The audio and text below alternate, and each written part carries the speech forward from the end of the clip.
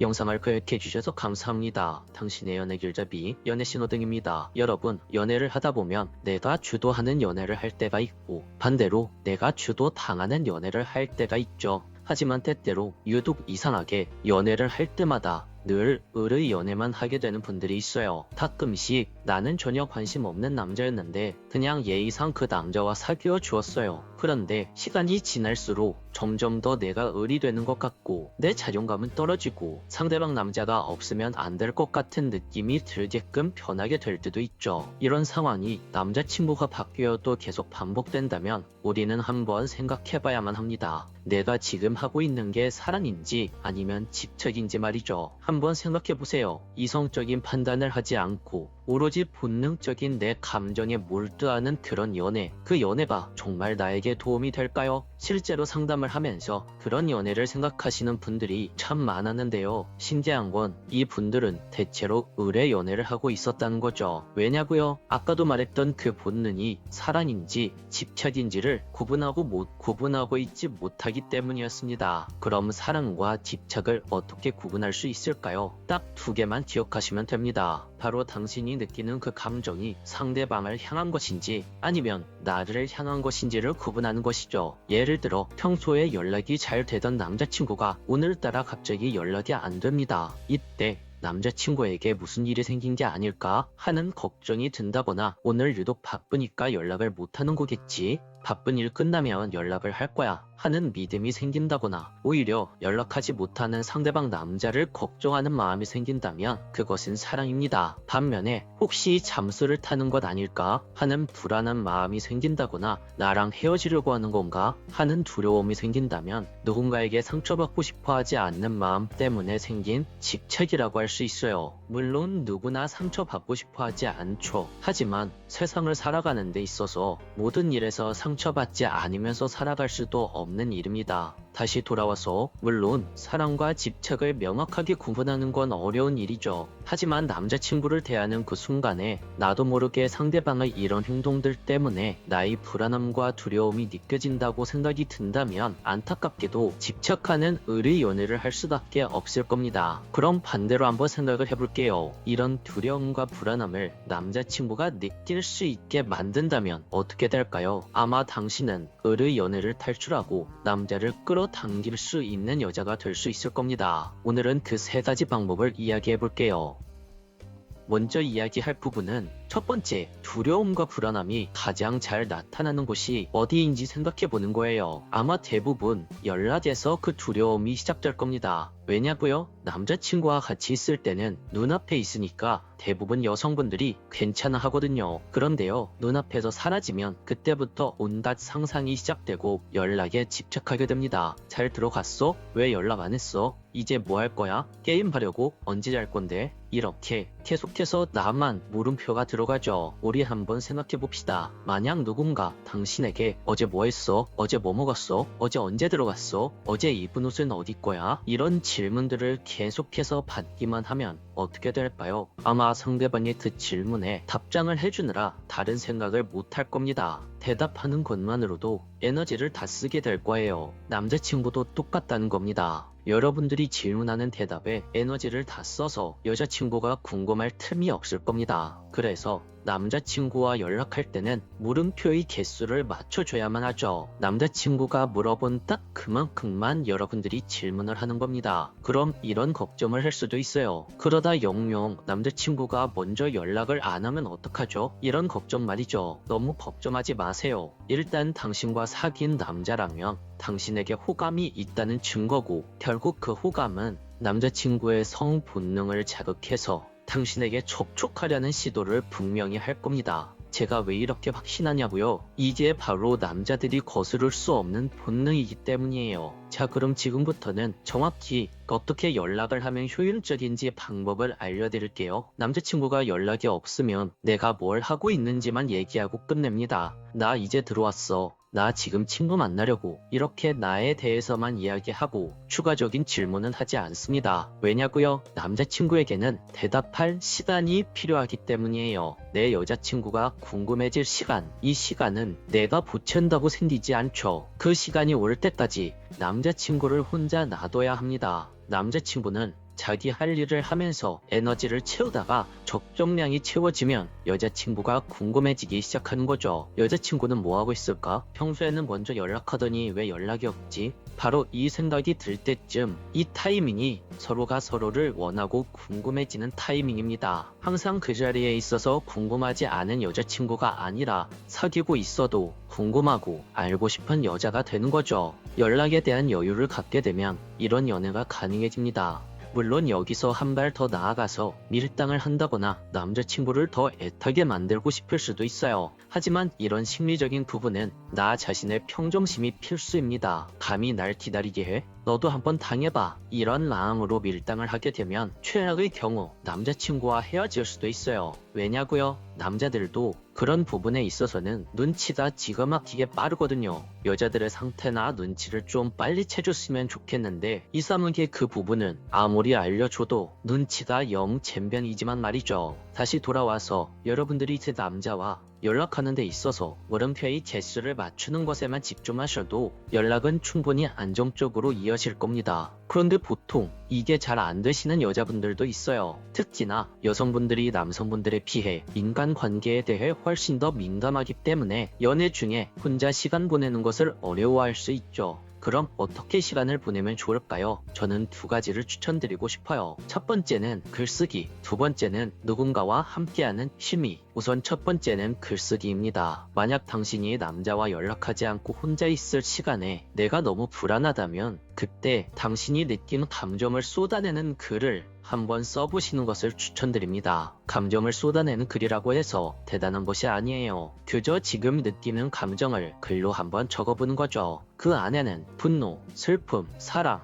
환희 등등 여러 가지 감정들이 들어가 있을 거예요. 세상에는 여러 가지 감정들이 있거든요. 그래서 내가 지금 어떤 감정을 느끼고 있는지, 그 감정을 왜 느끼는지, 내가 원하는 건 무엇인지, 나는 어떻게 했으면 좋겠고 상대방은 어떻게 했으면 좋겠는지, 이렇게 내 감정의 육하 원칙을 따라서 스스로에게 질문하고 답을 찾아가는 것이 바로 감정 글쓰기입니다. 예를 들어서 먼저 내 감정을 쭉 나열해 보는 거예요. 분노인지, 걱정인지, 슬픔인지, 행복인지, 재미인지 등등 여러 가지 감정들을 복합적으로 작성해 보는 거죠. 그 다음 첫 번째 작성한 감정부터 한번 생각해 보는 거예요. 만약 내가 분노를 썼다면 그 분노는 어디로부터 왔는지, 만약 내가 행복을 썼다면 그 행복은 어디서부터 왔는지, 그리고 그 분노는 어떻게 해결할 것이고 행복은 어떻게 유지할 것인지 등등 이렇게 작성을 해보시면 여러분들의 감정이 안정될 거예요. 어차피 여러분들이 쓴 글은 다른 사람들에게 보여줄 것도 아니기 때문에 그냥 솔직하게 당신의 감정을 적어도 됩니다. 중요한 건 그렇게 내 감정을 털어내면서 나 자신을 스스로 마주보는 거죠. 왜 이렇게 기분이 나쁘지? 내가 원하는 게 도대체 뭐지? 속으로 이렇게 생각하신 적 있으시죠? 이럴 때 감정에 관한 글을 쓰면 나에 대해서 몰랐던 부분도 알게 될 겁니다. 평소라면 그냥 지나쳤던 감정들을 글로 적으면서 내 감정에 대해서 새롭게 알게 되고 솔직한 나를 마주보게 되면 어떤 일이 생길까요? 바로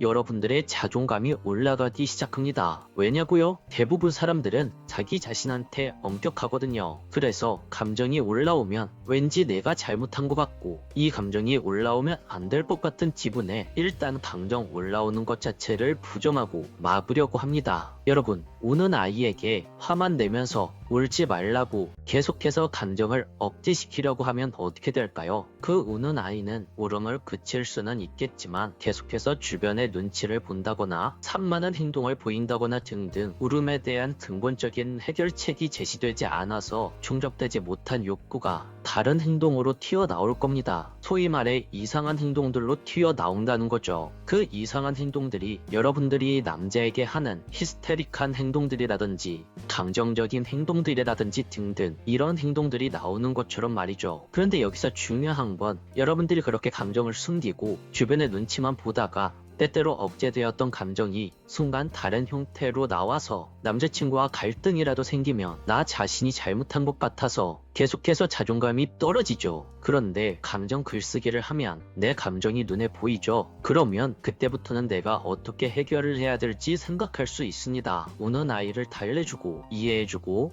그 울음에 대한 근본적인 해결책을 찾아주는 존재가 바로 나 자신인 거죠. 그래서 자존감이 올라갑니다. 그리고 두 번째는 바로 취미입니다. 여기서 중요한 건 취미라도 혼자 하는 것이 아니라 새로운 사람들과 함께 해야 한다는 거예요. 혼자 하는 운동, 혼자 하는 공부, 혼자 하는 독서는 내가 할 수 있다고 하면 좋지만 대부분 혼자 시간을 보내는 것에 어려움을 느끼는 분들은 이걸 하기 굉장히 어렵거든요. 그래서 다른 사람들과 함께 할 수 있는 취미를 한번 찾아보시면 좋을 겁니다. 이렇게 하면 크게 두 가지 장점이 생기는데요. 첫 번째, 새로운 사람들과 환경에 적응하느라 남자친구에 대한 생각을 조금 덜 할 수 있다는 장점. 두 번째, 새로운 관계를 만들어 가면서 내 삶의 만족도가 높아지는 장점. 이런 장점들이 생기죠. 그럼 이렇게 생각할 수도 있어요. 남자친구가 별로 안 좋아할 것 같은데요. 그러다 남자친구가 저에게 화내면 어떡해요? 이렇게 말이죠. 여러분, 아까 제가 집착은 두려움과 불안함 때문에 생긴다고 말씀드렸죠. 그럼 그 두려움이나 불안한 감정은 왜 생기는 걸까요? 바로 아쉬워서 생기는 겁니다. 나 자신보다 남자친구가 더 낫다고 느끼거나 이 남자보다 더 괜찮은 남자는 다시 만날 수 없다고 생각하거나 이런 감정들이 아쉬움을 만든다는 거예요. 그래서 연락이나 만남에 집착하게 되고 남자를 내 입맛에 맞게 바꾸려고 하는 거죠. 결국 이런 모습들이 남자친구에게는 부담으로 느껴지고 의뢰 연애가 시작되는 겁니다. 그런데 아까 말했던 것처럼 내가 아쉽지 않은 상태가 되면 어떨까요? 남자친구가 별로 안 좋아할까요? 남자친구가 나와 싸울까요? 아닙니다. 절대 아닙니다. 아마 당신에게 안달나기 시작할 겁니다. 관계가 역전되는 순간이 오는 거죠. 여러분들이 만약 새로운 사람들과 좋은 관계를 유지하고 주변에서 자존감 높다고 부러워하고 나 스스로도 하루하루가 만족스럽다면 남자친구랑 싸우는 게 걱정돼서 내가 하고 싶은 걸 못할까요? 여러분들은 절대 그렇게 행동하지 않을 겁니다. 남자친구를 이해시키려고 노력하고 같이 성장할 수 있는 방법을 찾을 겁니다. 여러분들이 남자친구를 끌어당기면서 함께 관계를 위해서 어떻게 하면 좋을지 찾아보자 하는 답이 돼 있을 거예요. 한번 생각해 볼게요. 남자 입장에서 남자친구만큼 바쁘고 남자친구만큼 연락하면서 자존감이 높은 여자친구를 놓치고 싶어 할까요? 절대 아닐 겁니다. 오히려 그 여자에 대한 모든 것이 궁금하고 티는 안 내지만 하나하나가 다 신경 쓰이고 어떻게든 잡으려고 노력할 겁니다. 여러분, 의뢰 연애는 이렇게 벗어나야 하는 겁니다. 오늘은 남자를 끌어당기는 법칙에 대해서 이야기해봤는데요. 영상을 보시면서 이렇게 기술적으로 연애하는 건 피곤하지, 이렇게 연애할 거면 연애 안 하는 게 낫지, 이런 생각을 하셨을지도 몰라요. 그런데요, 제가 오늘 이야기한 것에 대한 핵심은 남자친구를 사랑하기 전에 나 스스로를 먼저 사랑할 줄 알아야 한다, 바로 이겁니다. 왜냐고요? 여러분에게 중요한 것은 남자친구보다 바로 여러분 자신이거든요. 오늘도 영상을 끝까지 시청해주셔서 감사합니다. 영상이 도움이 되었다면 구독과 좋아요, 댓글과 알림 설정 부탁드려요. 지금까지 당신의 연애 길잡이 연애신호등이었습니다. 영상을 클릭해주셔서 감사합니다. 당신의 연애 길잡이 연애신호등입니다. 여러분, 남자가 여자를 좋아하게 되는 과정을 알고 계신가요? 아마 많은 분들이 남자가 여자를 좋아하게 되는 그 과정에 대해서는 잘 모르고 계실 겁니다. 생각보다 이 과정을 아는 것이 굉장히 중요한데요. 그 이유는 남자가 좋아하게 되는 과정을 알아야만 이 남자가 지금 나에게 얼마나 빠져 있는지를 여자분들이 알 수 있기 때문이죠. 이 남자가 나에게 완전히 빠졌는지 아니면 호감 정도인지 여자분들이 객관적으로 판단을 할 수 있기 때문에 그에 대한 대처 방법도 확실한 겁니다. 그래서 오늘은 이 이야기를 해보려고 해요.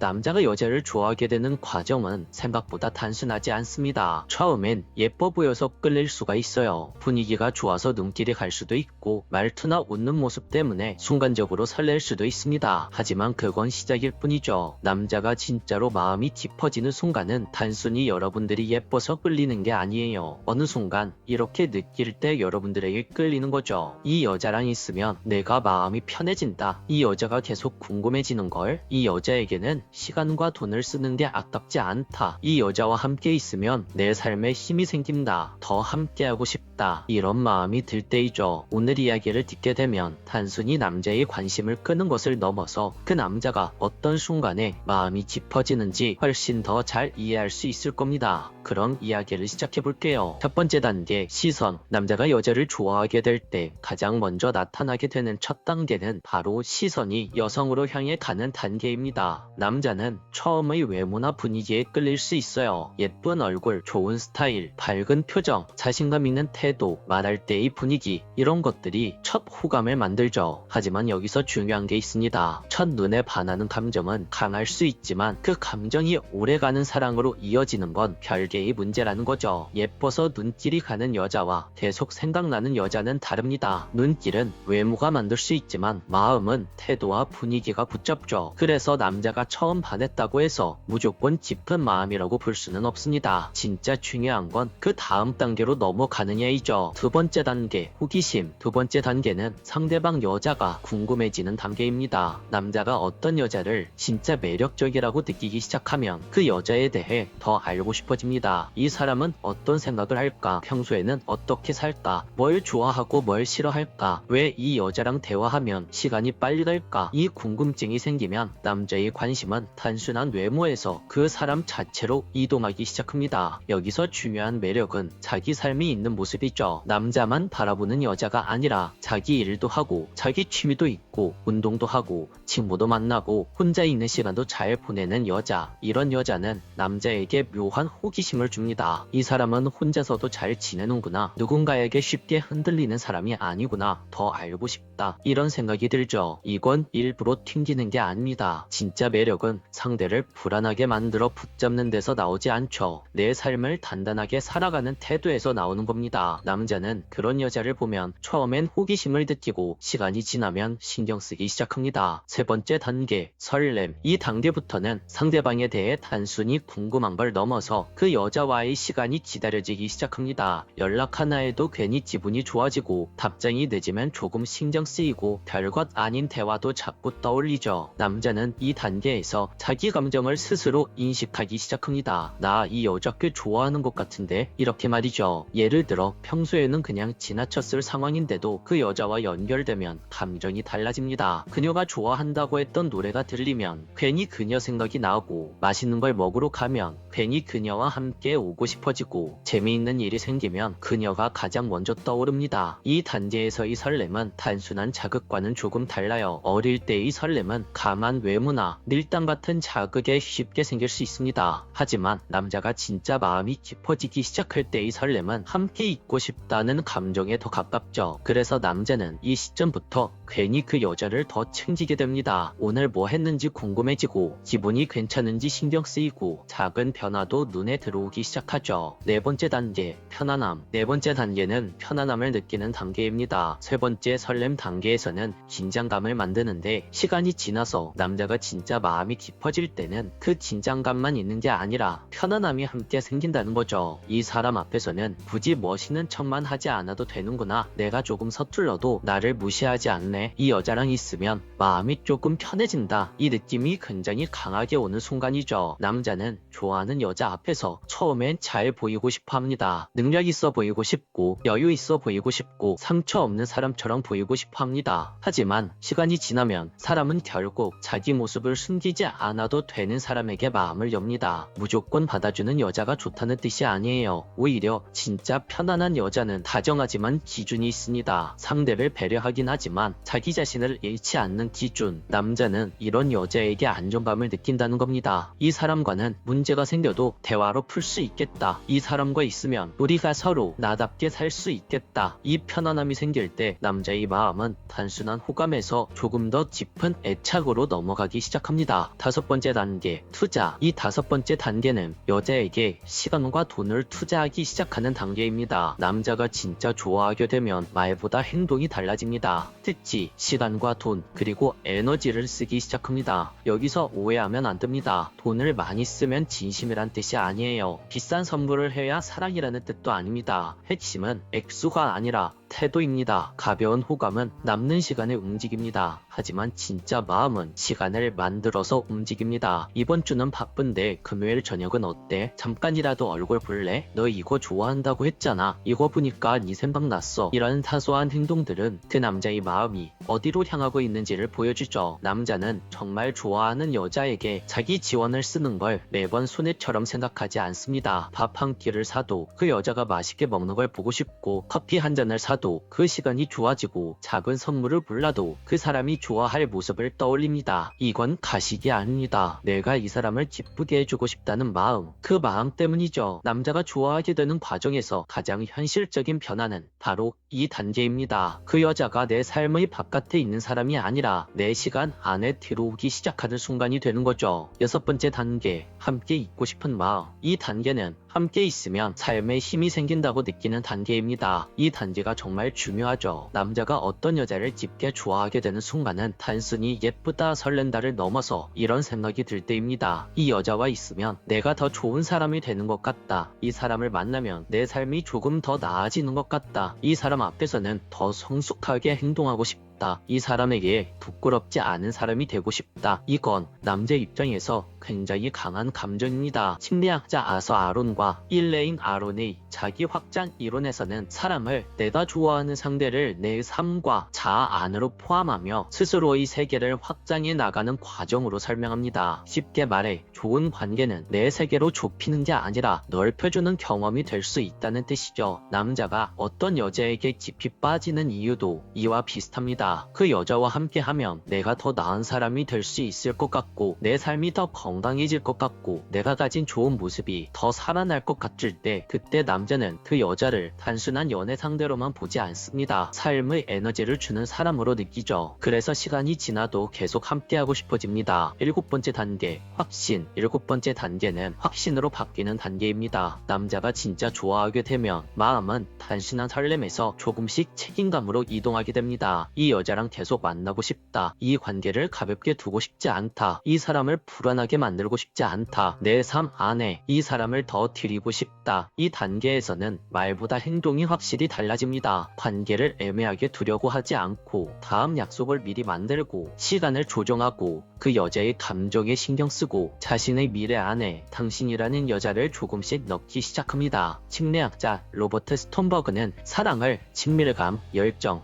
헌신이라는 세 요소로 설명했습니다. 처음에는 열정이 강할 수 있지만 깊은 사랑으로 가려면 가까워지는 친밀감과 관계를 지속하려는 헌신이 함께 필요하다고 봤죠. 이 관점에서 보면 남자가 여자를 좋아하게 되는 과정은 이렇게 정리할 수 있습니다. 처음에는 눈길이 가고 그 다음에는 궁금해지고 그 다음엔 함께 있으면 편안함을 느끼죠. 그러다 시간과 돈과 에너지를 자연스럽게 쓰기 시작하고 그 다음으로 그 여자의 사랑의 언어와 자신의 사랑의 언어가 맞아갈 때 마음이 더 깊어진다고 할 수 있습니다. 그리고 마지막으로 이 여자와 있으면 내 삶에 힘이 생긴다는 느낌이 들 때 남자는 그 여자와 더 함께하고 싶어집니다. 결국 남자가 진짜 좋아하게 되는 여자는 단순히 예쁜 여자가 아닙니다. 예쁜 여자는 첫눈에 들어올 수 있어요. 하지만 정말 매력적인 여자는 시간이 지날수록 마음에 들어옵니다. 그 여자는 남자를 불안하게 만들어 붙잡지 않습니다. 오히려 함께 있을 때 남자가 자기 자신을 더 좋아하게 만들고 더 좋은 사람이 되고 싶게 만들고 삶에 힘이 생기는 느낌을 주죠. 오늘 마지막으로 여러분들에게 하고 싶은 말이 있어요. 여러분, 말보다 행동, 설렘보다 진심이 전해지는 관계에서 바로 우리의 사랑이 시작된다는 겁니다. 이 말을 꼭 기억해주세요. 오늘도 영상을 끝까지 시청해주셔서 감사합니다. 오늘 영상이 도움이 되셨다면 구독과 좋아요, 댓글과 알림 설정 부탁드릴게요. 지금까지 당신의 연애 길잡이 연애신호등이었습니다.